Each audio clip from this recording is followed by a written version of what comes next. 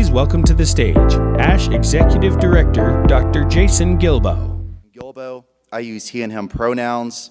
I am a tall person with a dark beard and dark hair, brown glasses, and I'm wearing this gold, amazing ASHE jacket that apparently a lot of people want in the merch store.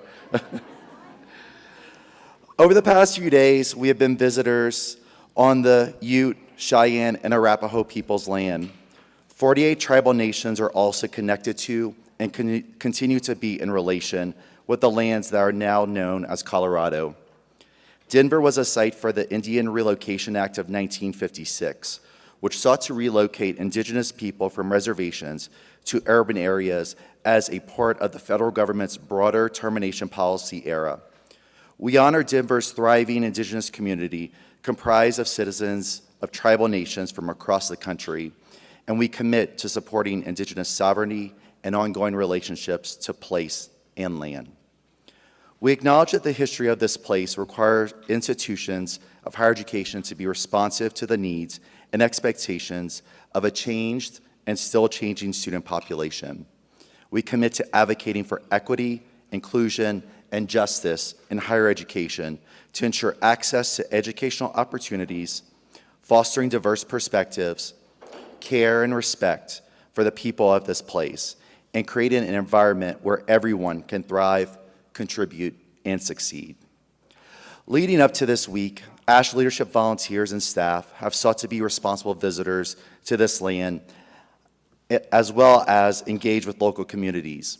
This included engagement with the Sand Creek Massacre exhibit for attendees on Wednesday, as well as during the Conference Committee Leadership Team planning meeting in March and our staff retreat in July, a financial donation to support the imperative work of Spirit of the Sun and Hesea, two local indigenous community organizations, Mr. Andy Kozad's Kiowa elder welcoming during the conference kickoff on Wednesday, and who will also join us on stage again tonight, an institute with the American Indian College Fund on Wednesday, made possible through the support from Ascendium. A special thank you to Natalie Youngbull, Roberto Orozco, Dave Sanders, and Cheryl Crazybull for their leadership of this event, and the 18 ASHE members who participated. A symposium with the Denver Public Library's Blair Caldwell African American Research Library, a session featuring the Undocu America Project led by Denver's Modus Theater, the BIPOC Marketplace on Wednesday afternoon, which featured over 15 local BIPOC-owned businesses, and support of local Denver businesses when possible, including our florists, photographers, movers, massage therapists, and more. As an association that brings about 1,100 people to a city, we seek to be engaged with the local community to the extent possible. We leave Denver this year having done just that. I want to especially thank the Local and Community Engagement Committee under the leadership of Susana Munoz and Heather Schotten for their guidance and intentionality with establishing and nurturing these relationships.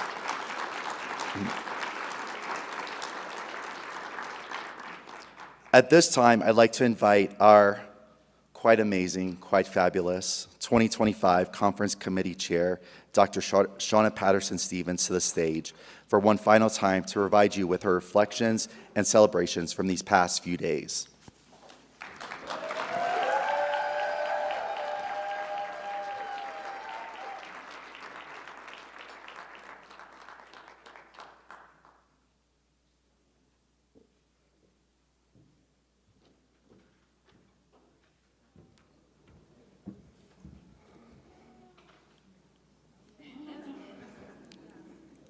Power, purity, divinity, success, wisdom. As our annual conference comes to a close, the golden symbolism of the 50th anniversary evokes how patience and diligence strengthen our ability to bend the moral arc toward justice in higher education. Since 1975, ASHE has harnessed our collective power to lead transformative knowledge creation and shape the field of higher education with intentionality. This year, we made the decision to lean into the moment and leverage our creativity to emphasize our progress as an organization. I'm Shauna Patterson-Seaven, she, her, hers, and I'm a tall Black woman wearing my favorite combo as always, all black and big old earrings. I'm also wearing green to honor Dr. Marilyn Amy. Please, yes, please.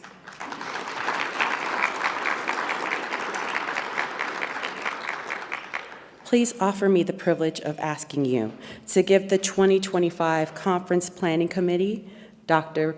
Zamani-Gallaher, our esteemed ASHE professional staff, and yourselves a round of applause for the amazing contributions everyone has made towards ensuring our golden anniversary truly shine. Please give yourselves a round of applause.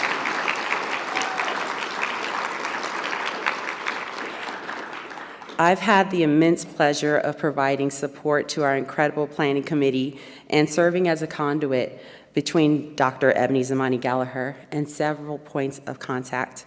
Contributing to ASHE in this capacity has been nothing short of a privilege, and I'm grateful to Eboni for trusting me with her vision, to Alicia for incredible patience, attention to detail, and an uncanny ability to herd cats, to Jason and his steadfast commitment to advancing ASHE on an intentional, sustainable course forward, and to each and every planning committee member who shared their expertise and labor with grace and creativity.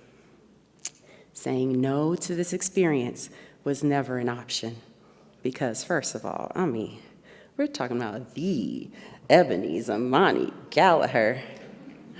Who turns Eb down? I say this with humor, but in all seriousness, I share with candor that any opportunity to work under Eboni's guidance is a guaranteed learning opportunity. I knew it would be foolish to turn down the chance to build with the intellectual powerhouse and cultural griot that I know her to be. And if I'm her Debbie Allen, then she's my Felicia Rashad.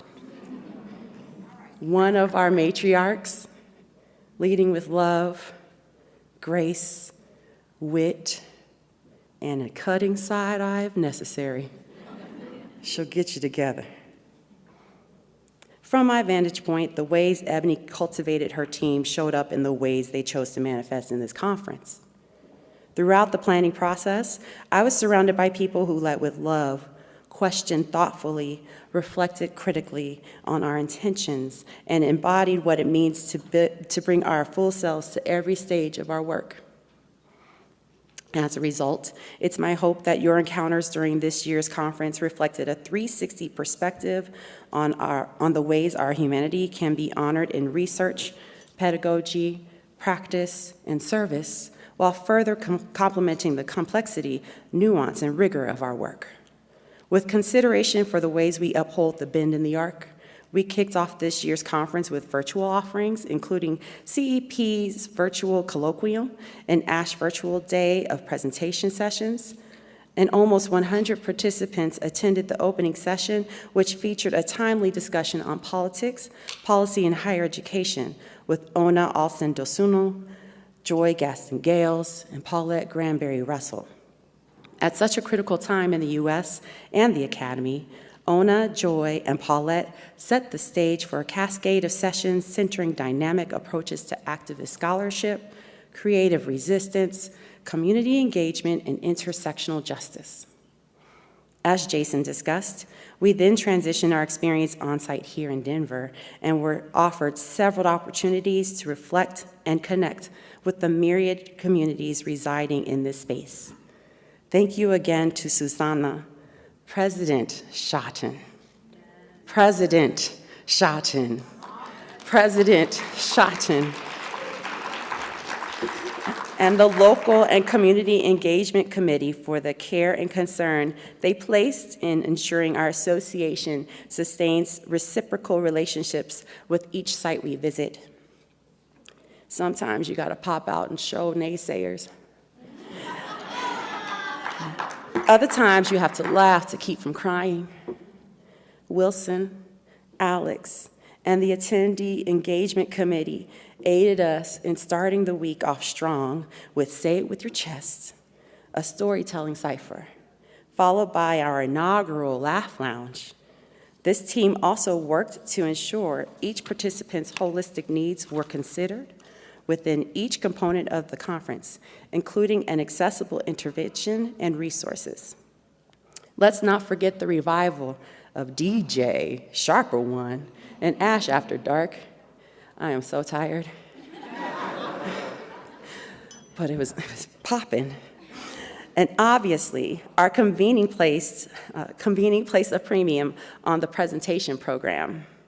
However, Tanisha, Marisa, and the program committee excelled in working collaboratively to ensure every keynote, panel, workshop reflected a commitment to equity, inclusion, transformation, and out-of-the-box research and practice.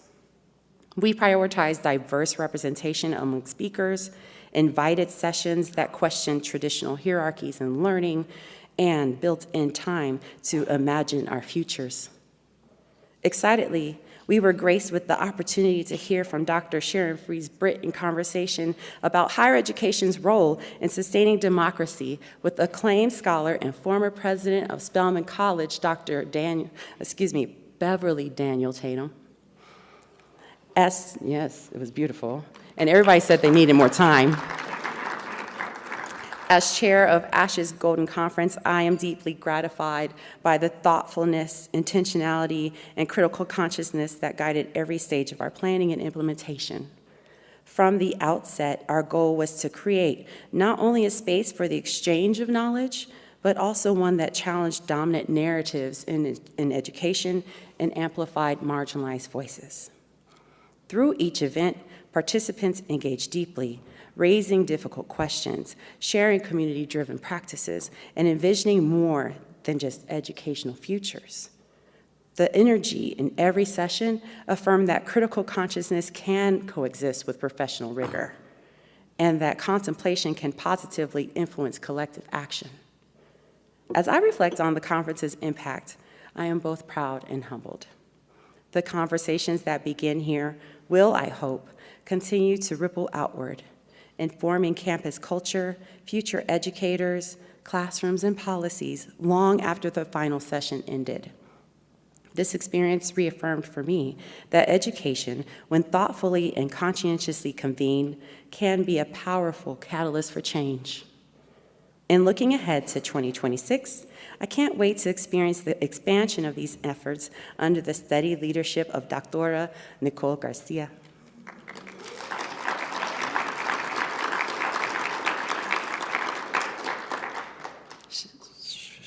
Y'all, right?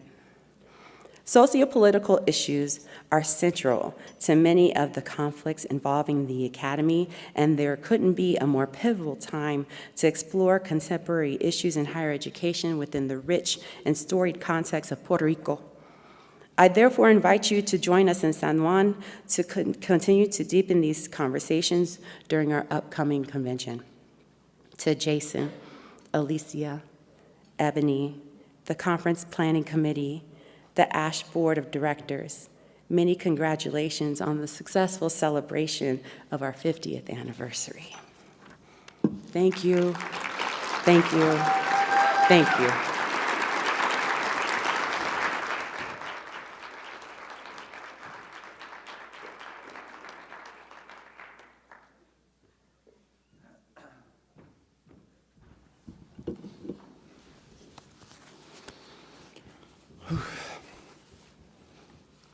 Thank you, Shauna, for your leadership of this year's conference. Over the past almost 2 years, Shauna was first appointed to the role around March 2024 and has been instrumental in guiding and supporting the initiatives that we've experienced over the past few days.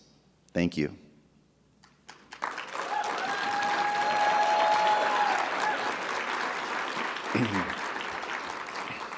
We've had a lot of fun this week. Many of us are tired. And while the conference always has been, and always will be the mainstay of our association, we have continued to become a true year-round association. I'd like to spend a few minutes highlighting some of our shared accomplishments from the past year, specifically as they relate to the association's strategic plan, which the board approved in 2022. One of the highlights from the staff perspective, and I really hope the member perspective as well over this past year, was the launch of our new website and membership system in January. After an 18-month-long process, including an IT audit, an open bid and selection process, the staff worked through the latter part of 2024 and in January 2025 to launch the new face of our association. We also expanded how we recognize scholarship and who we recognize. In April, the ASHE board approved the framework for our Fellows program. Fellows programs are mainstays for nearly every scholarly association, and after 50 years, we have launched our own. Yesterday, the Fellows Committee, under the leadership of Brian Burt, inducted the inaugural class of 25 ASHE Fellows. If you've seen the list of these 25 scholars, it's clear that we all stand on the shoulders of giants. Congratulations again to our inaugural class of ASHE Fellows.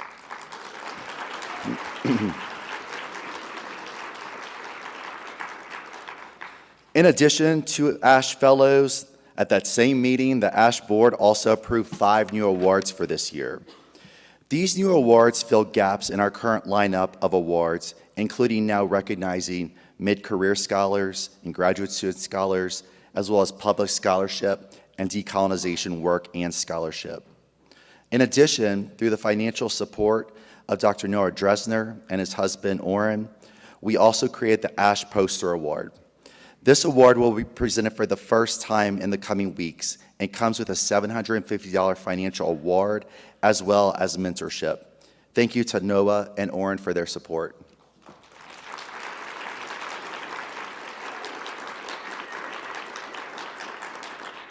The Review of Higher Education editorial team has also been busy this year.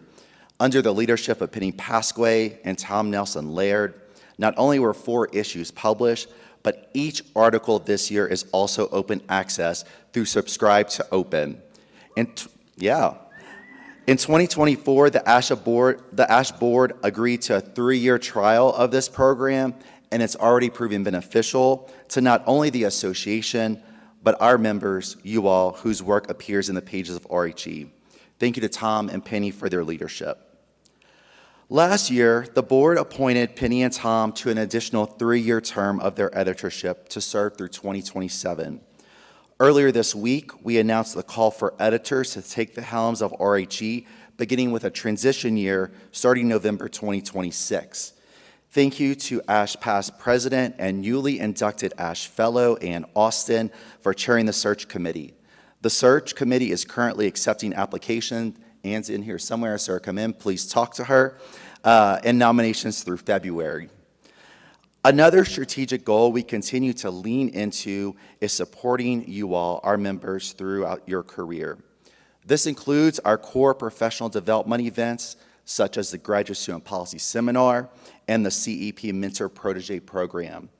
In 2025, this also included a remodel of the Early Career Faculty Workshop, previously a 1-day event, into a year-round cohort model.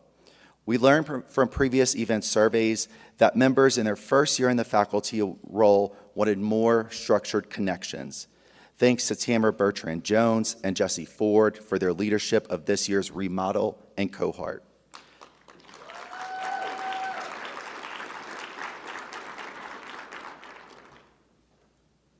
Additionally, the Mid-Career Faculty Workshop, previously another 1-day event, has been turned into a year-round workshop series to better support faculty who have recently earned tenure and or promotion. Thank you to Amy Tarosky for her continued leadership of this event. And finally, in the realm of workshops, the Academic Leaders Workshop is also undergoing a remodel.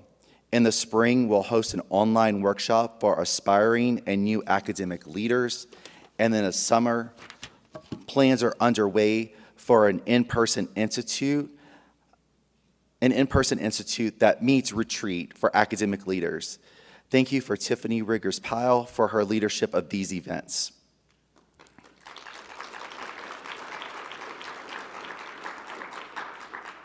In addition to our annual recurring events, remodels and all, entities hosted a variety of engagement events throughout the year.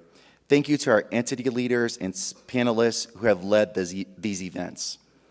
Speaking of entities, the ASHE Board approved the expansion of what was historically 4 councils into a new entity structure, grouped by research interests, now known as councils, job and functional role, now known as networks, and identity, now known as collectives.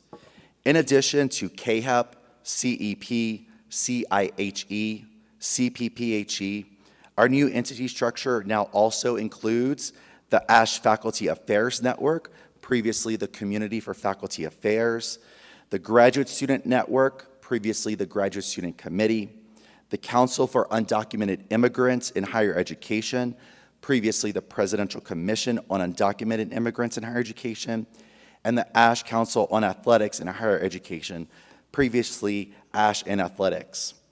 And we have more coming soon.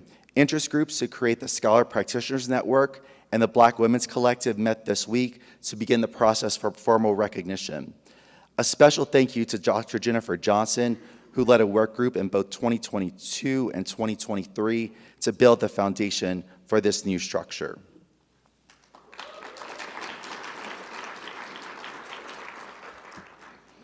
In addition to the new entity structure, in August, the ASHE Board of Directors approved a revised committee structure.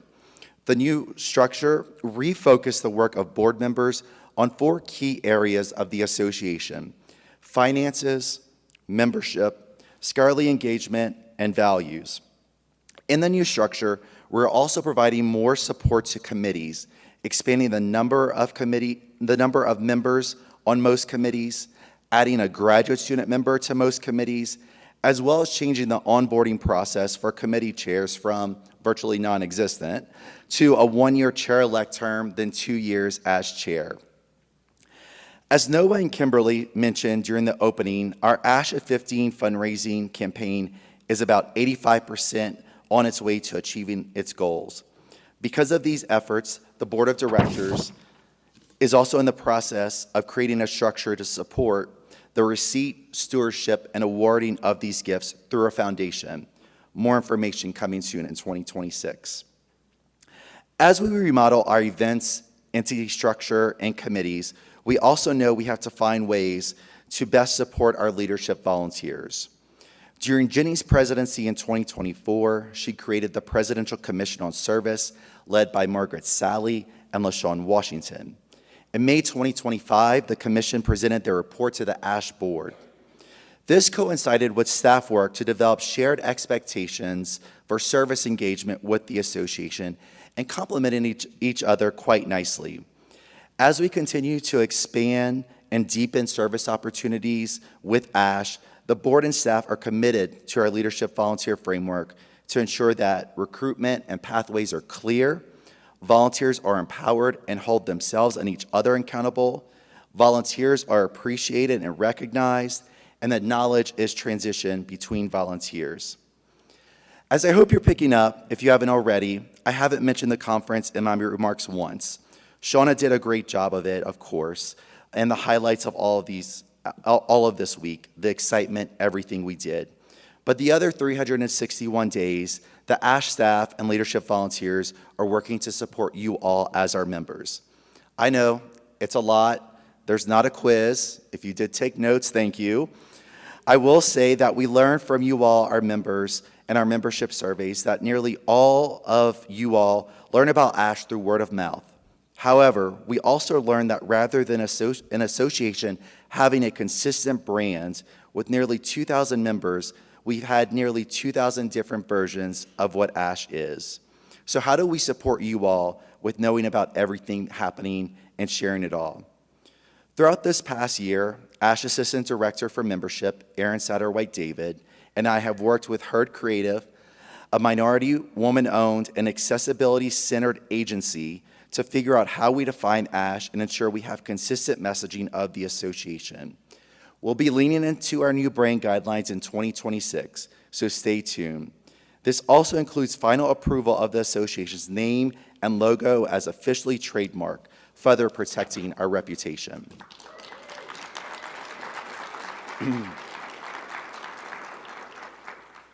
And all of this begins on day one with our new members.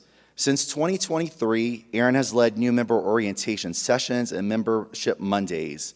These are events for the newest members of our community to learn about ASHE and begin building relationships. And in 2026, new membership orientation is being re-envisioned to provide a 3-year onboarding process for new members, ensuring we best support them with ways in which to best navigate the association and deepen connections with each other. And in case you didn't take notes, I'm happy to share that we do have a final report ready for you all from the past 2 years, and the one from this year will be released this spring. For the past 2 years, we have created an annual report. This report celebrates our shared accomplishments while further recognizing the ASHE members who helped to make everything possible. If you haven't checked it out already, please do. Part of this report is our financial status as an association. Through the COVID pandemic, the association remained financially healthy. However, since then, rising costs to run an association continue to climb. In addition to the 2022 decision by the ASHE Board to cancel our New Orleans conference, resulted in a $165,000 cancellation fee, which was due earlier this year. The Board of Directors continues to consider ways in which we can be both an affordable association, recognizing the budget crisis that many campuses are facing, while also remaining financially viable. As every nonprofit, our financial data are publicly available through the GuideStar website, and I'm happy to have a conversation with anyone who has any questions about our financial status.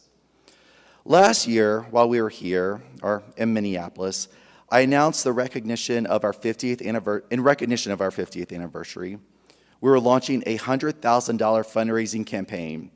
Well, you may know by now, that's out the window. As Noah and Kimberly shared earlier this week, that goal has been changed to $300,000, and we're 85% of the way there.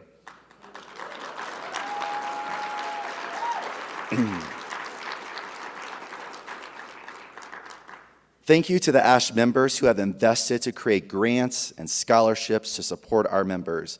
Because of their support, we awarded 39 scholarships this year and 5 grants totaling over $18,000 and supporting 44 members. Finally, as I end my remarks and recap, this of course could not be possible with about the 300 members who serve in leadership roles. And in fact, the shared responsibility of our nearly 2,000 members co-creating this community. Oof. However, I'd like to take a moment of personal privilege to especially thank the ASHE staff. Yeah, you know I'm gonna cry. You know I'm gonna cry.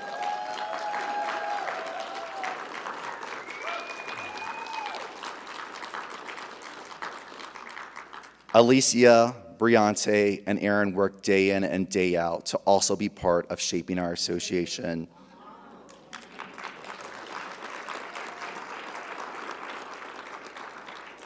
Some of these things you readily engage with, such as an email response when you forget your password, or a phone call to pay an invoice.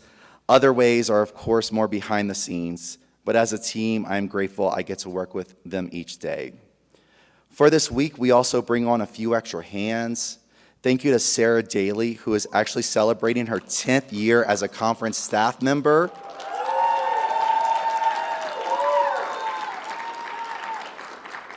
Haley Adams over there in the AV booth, who has returned with us this year. Our accessibility consultant, Dr. Autumn Wilkie. And our newest on-site team member, Christian Ramirez. Without Sarah, Haley, Autumn, and Christian, our Starbucks bill would be much higher this week. And I can confidently say we would not have been as successful in hosting this conference for the 50th time without them. Thank you.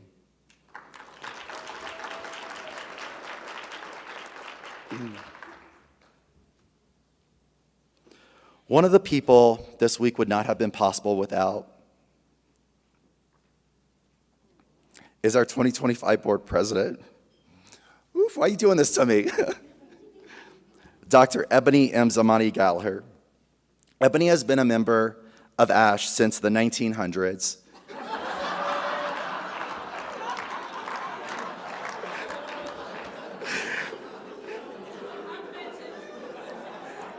And is engaged in various aspects of the association. She's a dean, a badass scholar, the recipient of millions of dollars in grants, and so on. You can find her CV online, I'm sure. What many of us find more important about Eboni is her approach to engaging with people from an ethic of care. Many times this year and this week, she's talked about critical hope in our current times. Perhaps more importantly than all of this, Eboni reinforces in the podcast that she is the mother of Nia and Nala and the wife to James. In case you had any questions, they come first. A few weekends ago, Eboni told me that the text of her presidential address would be a few days past the due date. I initially cringed, if you know me and due dates. Then she said, it's James and I's anniversaries weekend, and I'm not opening my laptop.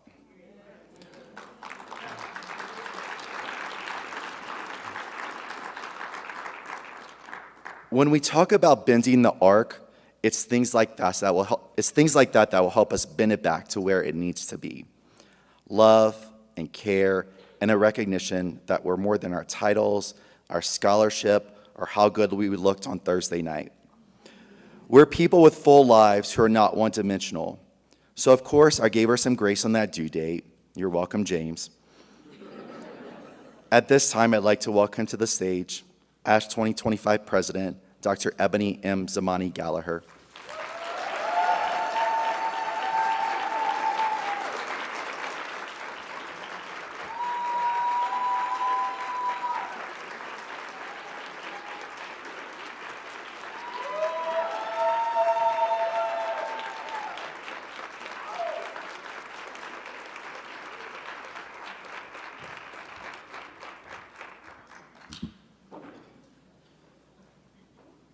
All right.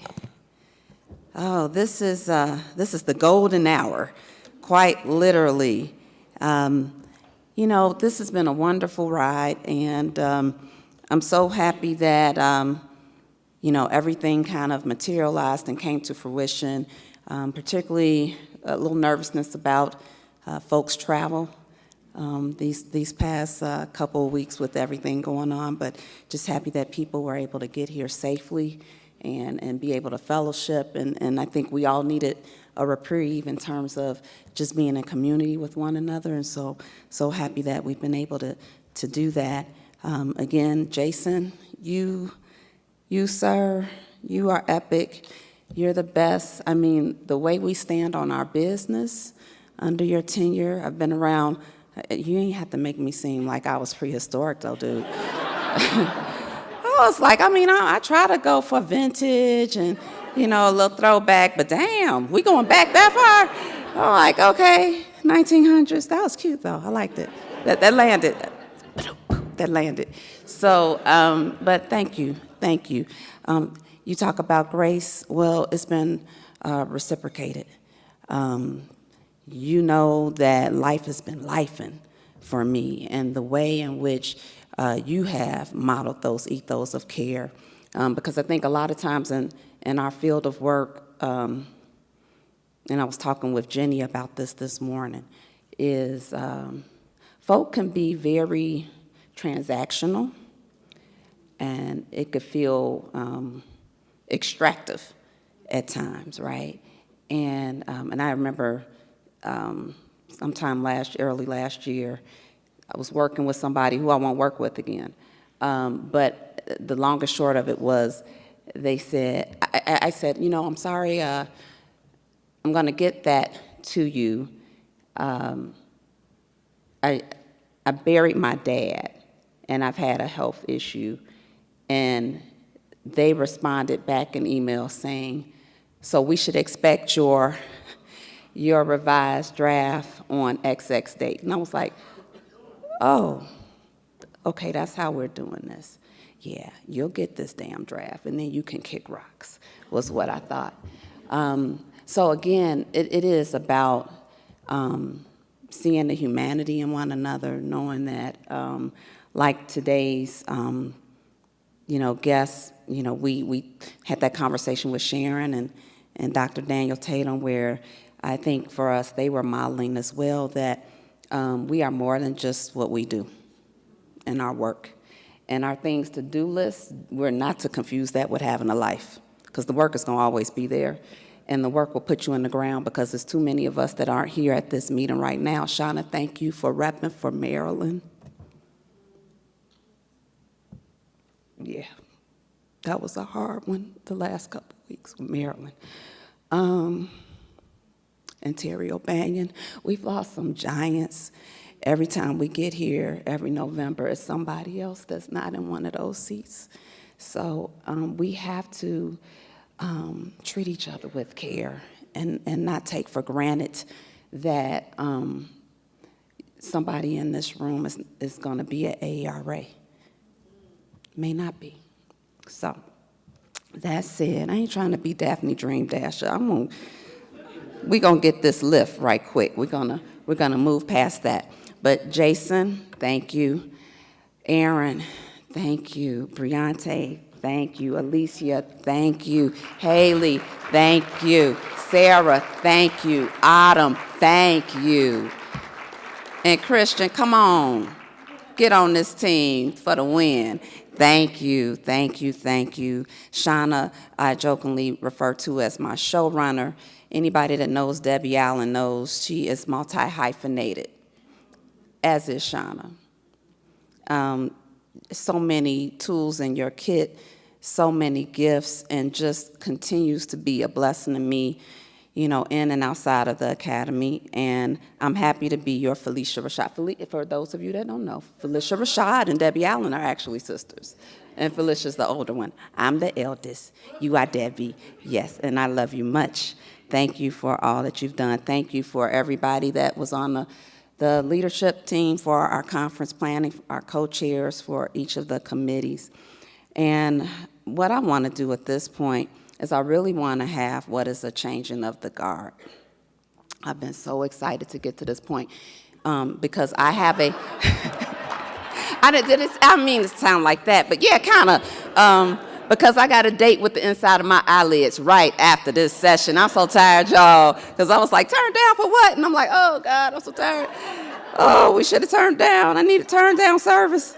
But I didn't get a tuck in last night. I was up. All right. But I really want to just tell you a little bit about who's on deck and who's got next. I said in our board of directors meeting that I said, I'm on the track. And I'm like, Robin, you're on the track with me. You're on the track with me. You in the lane. You're like, we're running together. Yeah, you run. We running. I said, yeah, that's right. We in this lane. We on this track. And I'm about to finish the relay. And I'm going to need you to get this baton, girl. Come on. Get it. Come and get it. And I'm so happy to have you on deck next, sis. I'm so happy. Let me tell you something about Robin. I also said is that she, for me, is like honey. Honey in a lot of ways, in terms of texture, in terms of light, in terms of flickering of gold, right? And it's our golden anniversary. And she just has a spirit and a way about her. Talk about ethos of care. Talk about selflessness. Talk about intentionality and just being someone who is thoughtful, just genuine, just loving. It's a purity there. It makes me feel warmth to be in her comfort and care and company. The thing about Robin, too, aside from her just being sweet like honey and having the texture and the fiber and the strength of it, is that she's a strong, excuse my language, badass Indigenous leader and scholar. And part of what is in the fiber of that strength that we see in her tapestry of what's woven together and who we got coming next that I'm so excited about, is that she is going to help us to move beyond this Western leadership model, because I think we're still there as an association in a lot of ways. And there's things that I see in Robin that will help us to evolve and elevate, and that is the emphasis of what's relational, what's communal, land-based values, place-based sense of knowing and care, decisions that are guided and thoughtfulness with regard to not just who comes next, but a nod to who we come from, right? Our ancestors. That's what undergirds her. Her leadership style is not individualistic. From day one, as I've gotten a chance to watch her, know her, and see how she has shown up for me in ways unexpected with love and care, is that she listens deeply. She not honors just the relationships with her peers and the elders, and she leads with a sense of wanting to do what is good for the whole, right? And so I'm just so excited that we got a leader that has such cultural grounding, and that we have someone who is going to ensure that as an association that we will be the better from learning from, growing and knowing together, and drawing from the strength of indigenous worldviews, of language, of story. We appreciate stories, and the ancestors and the traditions, we have that in common. And so it is through the kind of cultural knowledge that she has crafted in her career that she's going to bring that kind of guiding framework to how she steers us in this next year. So I just want to say congratulations, and I'm here. I'm going to need to rest first, and then just tap me for however you need me, because you got me. So with that, I really would love to introduce who is now president, because the changing of the guard is done.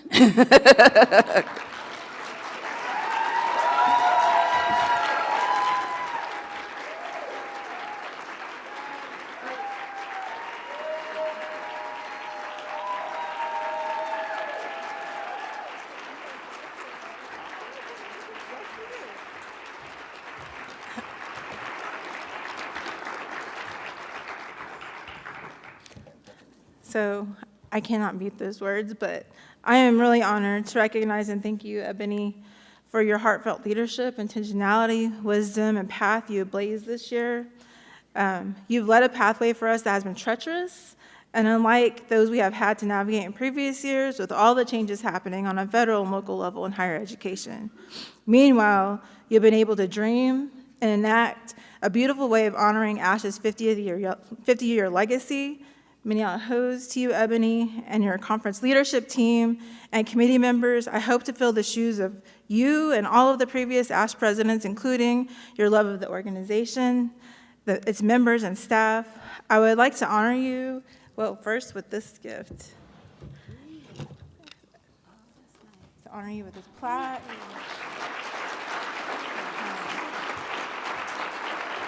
But also,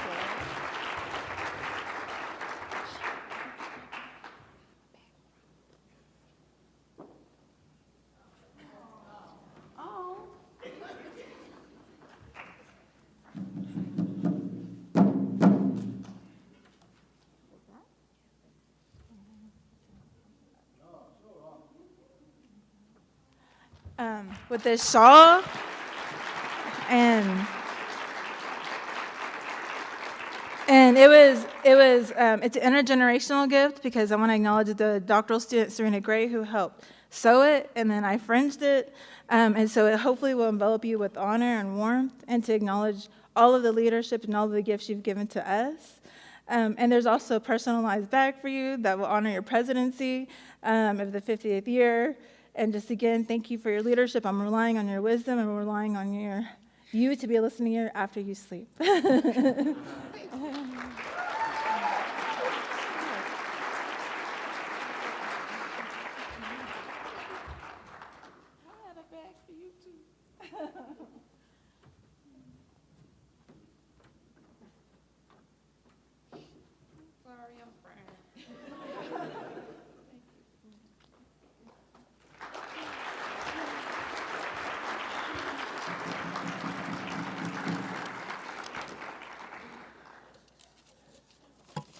So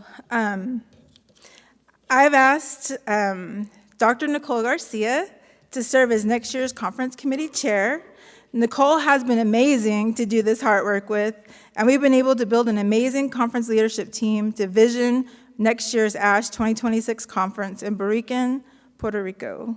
Can you wave and stand?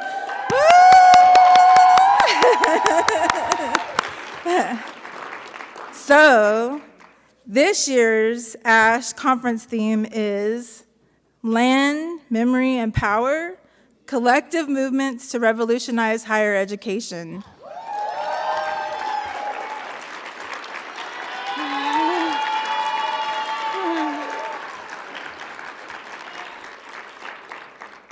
As we are engaging as an association, as universities, as scholars, and as humans, we understand that colonization has permeated the landscape and fabric of the United States, the Americas, and the world, and how we anchor notions of access, success, and higher education overall. While there are efforts to erase the colonial imposition on individuals and communities targeting race, ethnicity, tribal indigenous affiliation, national origin, citizenship, status, class, gender, sexual orientation, disability, age, religion, and the intersections across these identity markers, Indigenous peoples, Black, Latinx, 2S, LGBTQIA+, and other populations. The impacts have been felt through defunding and elimination of cultural centers, banning of DEI, initiatives and censorship and diminishing of curriculum, and voices of marginalized communities on campus. We acknowledge that within higher education, we are toiling with the efforts to undermine our advancements in creating belongingness, cultural centers, decolonizing spaces, and visibility with our students, faculty, staff, and communities. This year's theme acknowledges the power of collective movements to unsettle the colonial narratives that continue to shape U.S. higher education. Undoing the harm of these narratives, visible and erased histories, campus namesakes, and institutional practices requires both naming and action. A healing practice rooted in critical consciousness can recenter marginalized voices and perspectives, moving our scholarly community towards disruption, dismantling, and transformation, thus allowing us to honor memory, the land, and communities for which we are responsible and connected.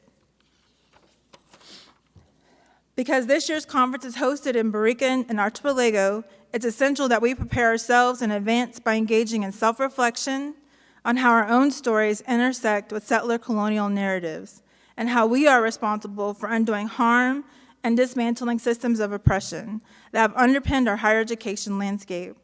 We acknowledge that there is ongoing colonialism in Borican, and we are not tourists, but rather we are guests and allies. We must self-reflect on how this reality is visible in higher education. As an association, we have prioritized centering the local community's narratives and connecting to place in more tangible ways. Now we must consider how we uplift those whose stories have been silenced and lost, while also recreating a story that is a shared narrative of acknowledging colonization and empowering the voices of the communities our universities are tethered to and responsible for. To anchor us with some words of wisdom, I share these quotes.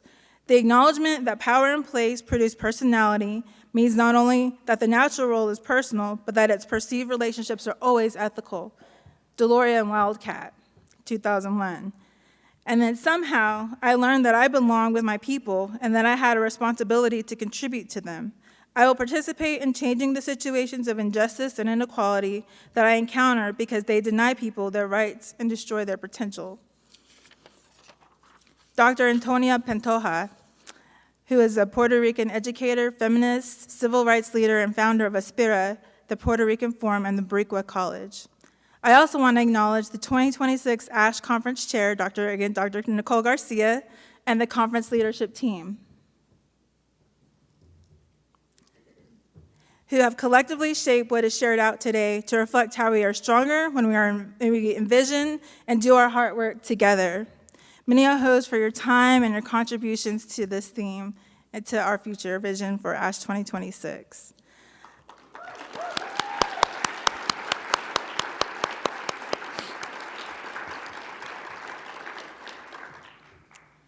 I invited Dr. Nicole Garcia to be next year's conference committee chair because she is an amazing and critical Puerto Rican and Mexican scholar who does intentional hard work to uplift the voices of educational experiences of racially minoritized students with scholarship that focuses on women of color feminisms, critical race theory, and the development of critical race feminista mixed methodologies. She's also a badass and has already become like a sister and friend to me. I'm excited at the relational possibilities for ASHE 2026 as our conference leadership committee collective enacts this hard work together with Teresa Ambo, Crystal Garcia, Dimitri Morgan, Stefan Santa Ramirez, and LaShawn Washington, and Dr. Natalie Youngbull. Many hosts for your commitment and dedication to ASHE during this time.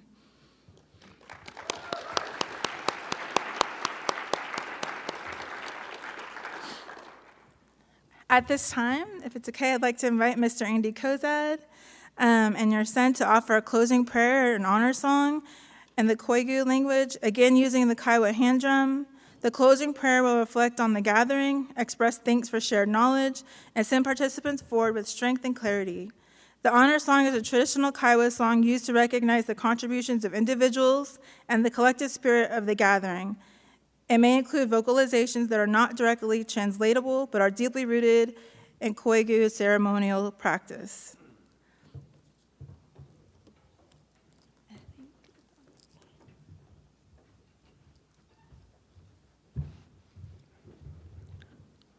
Aho, gasela. That means greetings to all my people out there, different tribes, different nationalities, race, creed, everything. So it was an honor and privilege to stand before some people to share what's on our hearts, and our mind, our spirit, and soul. It's magnificent what you all have done and contribute all across this country when it comes to higher education.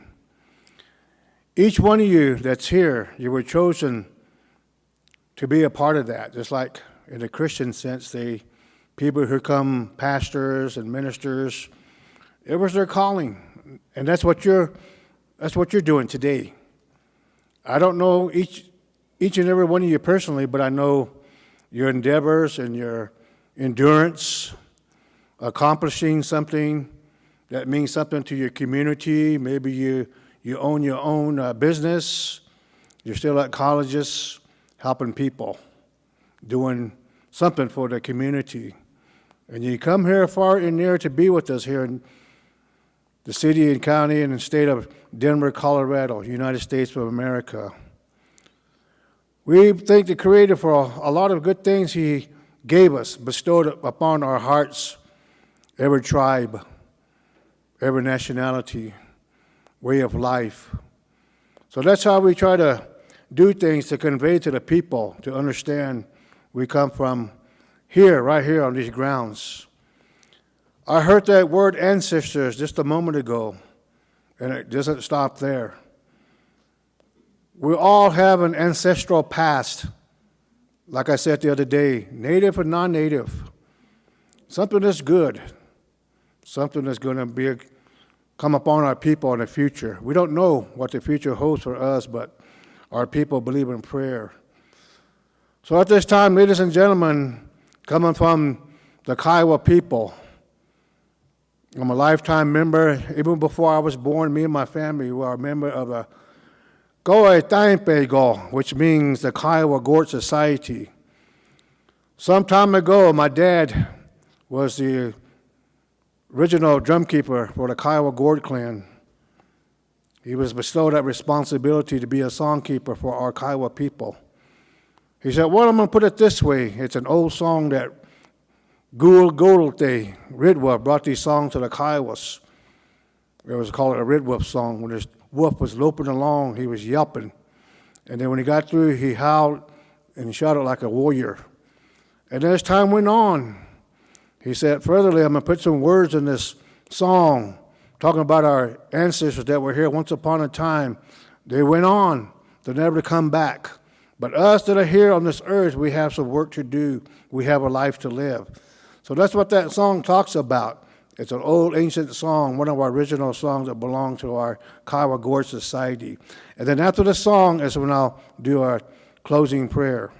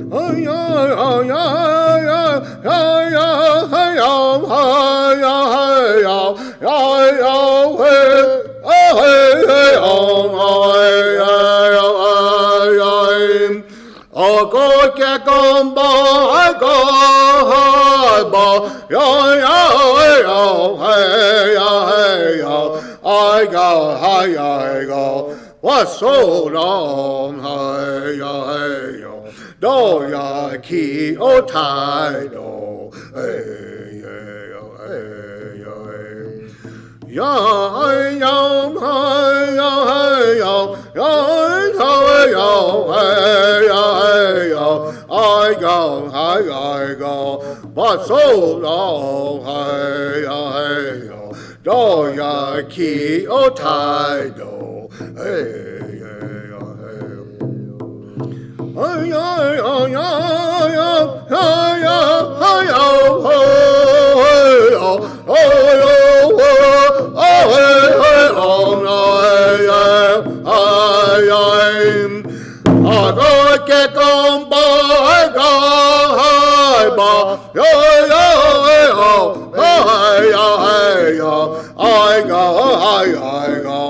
What's so long? Ki o tai do, hey, hey, I go get on ba go ba yo hey I go what's so long hey do ya ki o tai do I go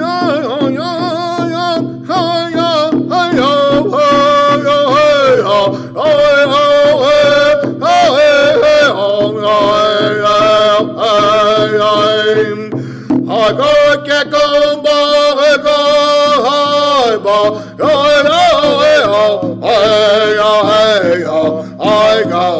I go what's so long hey do ya ki o tai do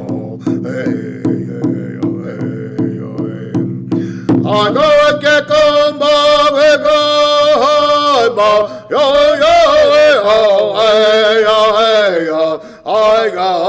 I go what's so long hey do ya ki o tai do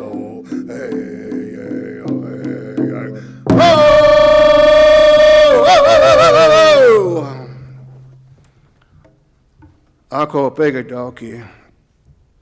Daki, Great Spirit, we come before you at this time in time of reverence and respect for our elders that were here once upon a time.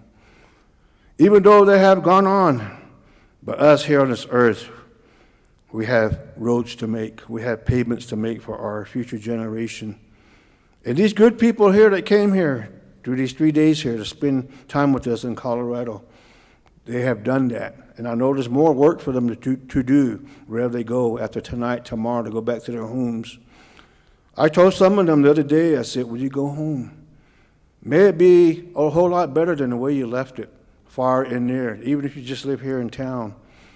God is good. God is great of all things in heaven and earth and the universe. Different nationalities, different beliefs, different faiths. Everything that we try to do in this life, Almighty God, Creator, Grandfather, Great Spirit, Dog A. Honey, Tom, help us every day, the mistakes that we might make. And we met some good people throughout this week. It's wonderful how you still can answer prayer sometime and things that don't go our way sometime. But you always know better. You know the best because we call you Father, we call you God, we call you Christ.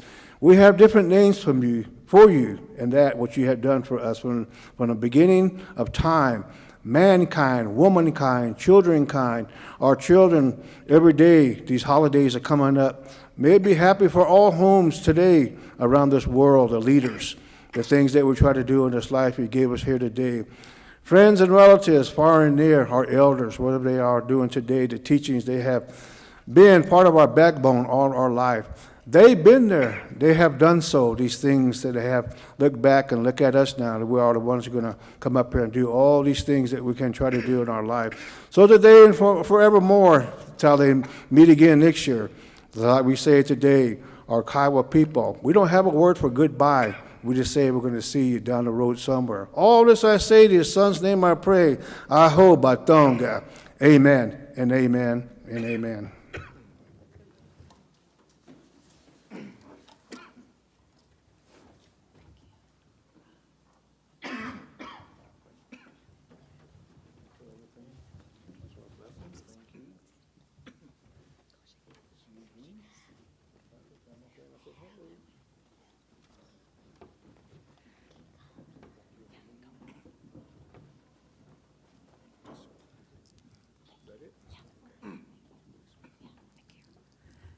Many ahos, Mr. Kozad, your words and your wisdom are so greatly appreciated.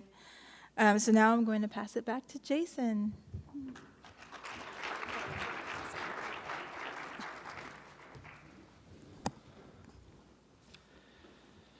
Thank you to Mr. Kozad, both Andy and John, for being with us this week. And thank you to Robin for your vision for 2026. We'll be back in San Juan, Puerto Rico for round 2. So we've had a few requests for a few years to try a different date format. So the conference next year will be Tuesday to Friday instead of Wednesday to Saturday. I promise the mofongo and pina coladas will taste the same on weekdays. As we leave today, I first want to thank Gabe and Roxy for sharing Robin with us over the next year. Thank you.